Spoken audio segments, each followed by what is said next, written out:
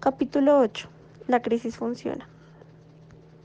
Lo que Jeffrey Sachs extrajo de su primera aventura internacional fue que la hiperinflación podía ser detenida en seco con la aplicación de las medidas duras y drásticas correctas. Y así lo aplicó en Bolivia, donde resultó bastante bien. John Williamson, uno de los economistas de tendencia derechista más influyentes de Washington y asesor clave del Fondo Monetario y del Banco Mundial, al observar el experimento de Sachs en Bolivia, notó algo que él mismo describió como el momento del Big Bang, pues este había demostrado que la teoría de Friedman sobre las crisis era absolutamente correcta, pues la crisis hiperinflacionaria le permitió aplicar una terapia de shock draconiana a un país de extrema izquierda y de temperamento bastante combatiente en nombre de controlar su moneda, convirtiendo este caso grave de hiperinflación en una oportunidad de oro en la que el poder económico traspasaría cualquier otro tipo de poder. De esta crisis hay que resaltar dos razones importantes.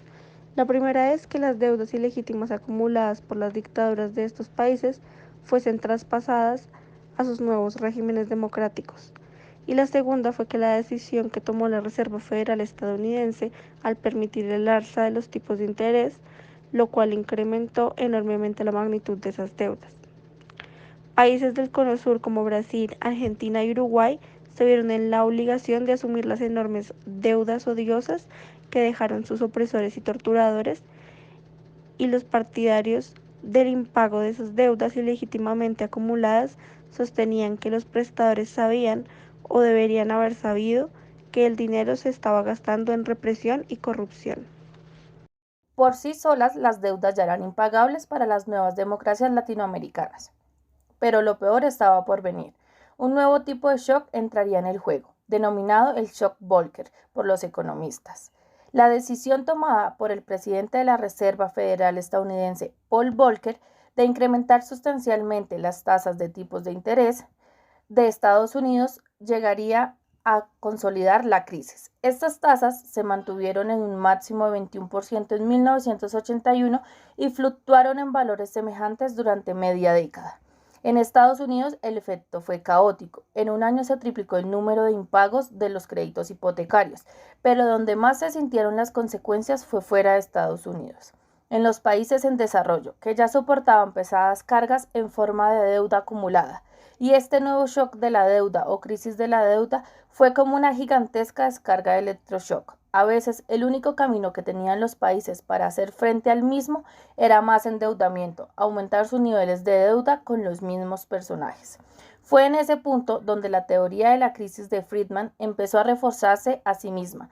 Cuanto más seguía sus recetas la economía global, tipos de interés flotante, precios desregulados y economías orientadas a la exportación, más propenso a la crisis se volvía el sistema, lo que ocasionaba que cada vez los gobiernos y países estuvieran más dispuestos a seguir sus consejos.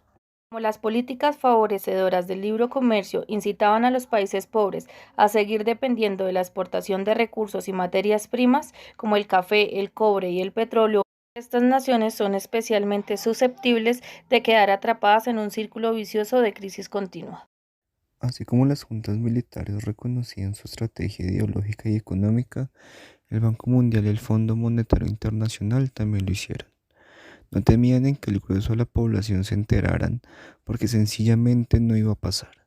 No solo ajustaron la dialéctica y reconfiguraron su estrategia de intervención económica, sino que se aprovecharon de la desesperación de los pueblos latinoamericanos para aplicar su doctrina.